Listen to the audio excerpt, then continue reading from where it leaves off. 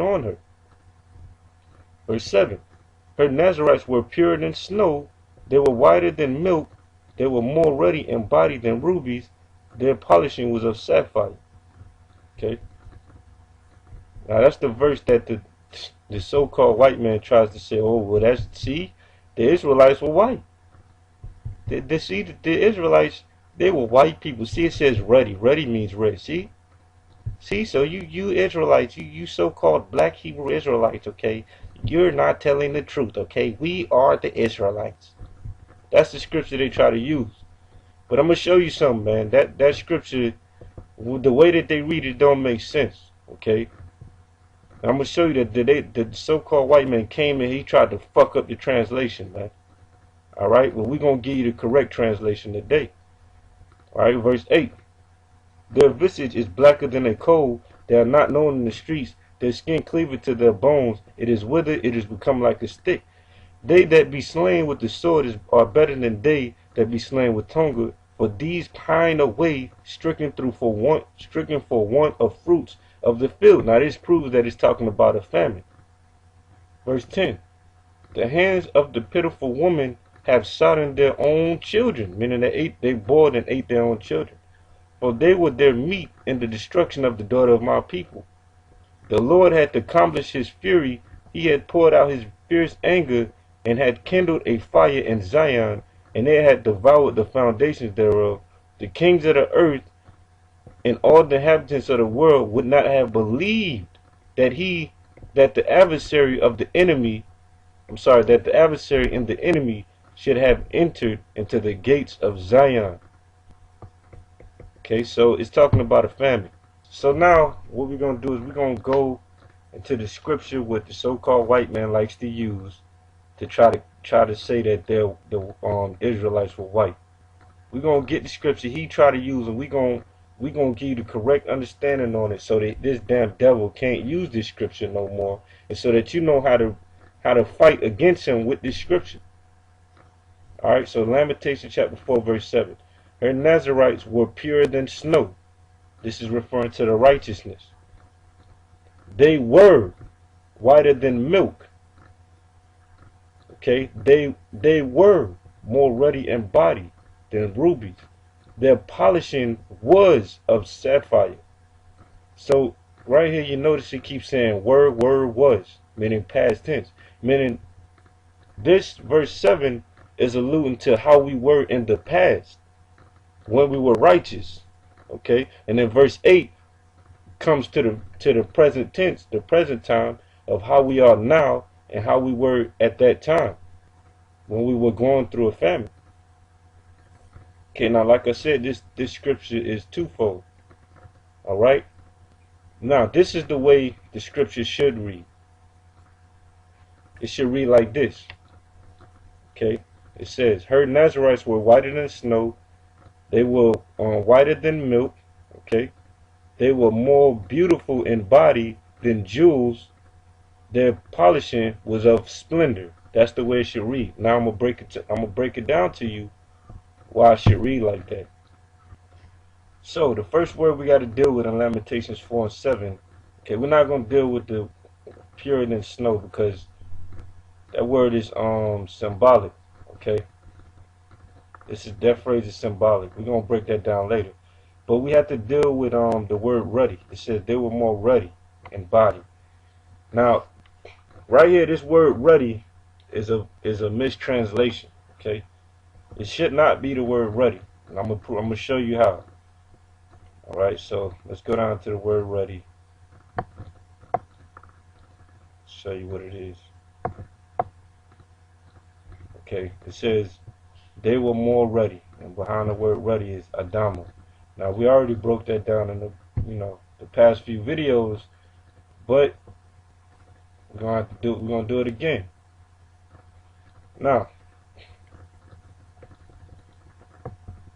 this is what's behind the word ruddy in the Hebrew. Okay, H119 Adama. Now, this word comes from Adam's name Adama.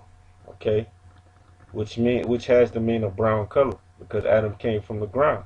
All right, and I'm gonna prove it. Alright, now, what does Esau say it mean? He says it means to be red or ruddy, okay? Which that's complete bullshit, alright? I'm going to show you how. In the Hebrew, the word for red is adawam, okay? That's how you say red in Hebrew, adawam, not adama, okay? Now I'm going to show you that these devils, they know that this word does not mean red. They're just trying to trick you. So right here, when you read the Genius Lexicon, okay, it says Adama, to be red, ruddy, which is bullshit. It says Arab, says in Ith, okay, which is Ith, which is, this is Greek. This is where you get the word Ethiopian from. Or in the Greek it's Ethiops, meaning burnt face. Ithi means burnt and ops means face. But we're going to break that down. It says also to be fair or handsome. Okay? So that's why it says, that's why I was telling you that behind the word ruddy right there in the Hebrew, it means to be beautiful or handsome. Okay? Alright? So that word Adama can mean beautiful and handsome too. But this word, but we're going to deal right now with this right here, Ith.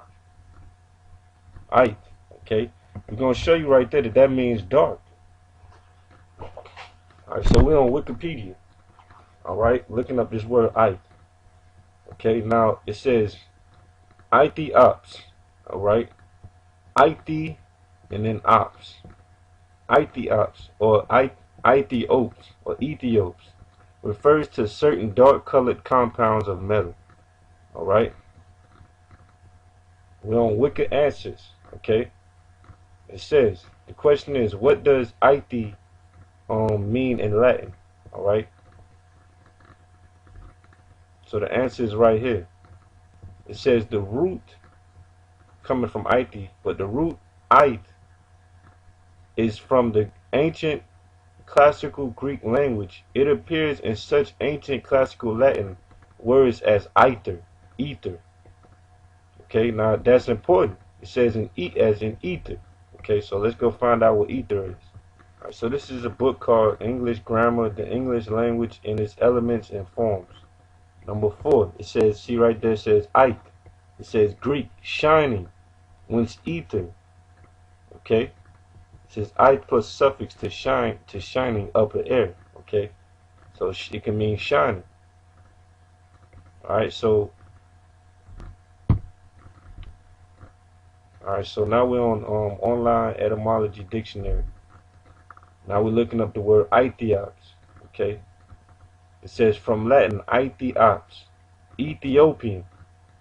Okay, that's what they call the Ethiopians, Ethiops. But I'm gonna just tell you this real quick, and I'm gonna read out the book later. They called everybody from the Middle East over to Africa, they called them Ethiops. Okay, they called the Israelites Ethiops too. Alright, it says from Latin Ethiops, Ethiopian. From Greek, Ethiops. Perhaps from Ithean to burn. You see that? From Ithean to burn. Plus ops, face. Ethiops, fiery looking. Later surname, later sunburn. You see that? So, and the reason that the Ethiops and the Ethiops over here is different because from Latin to Greek, the I changes to, the E changes to I. Okay, just a little different from translation to language. But it says perhaps from Ithean to burn. Okay, so that's where you get that word Ith from, to burn. And then ops is face. So Ethiops means fiery looking or looking shiny. It says later sunburn. Okay, so let me just read this too. It says the Ethiopians are mentioned by Homer as a people dwelling in the far east and the far west.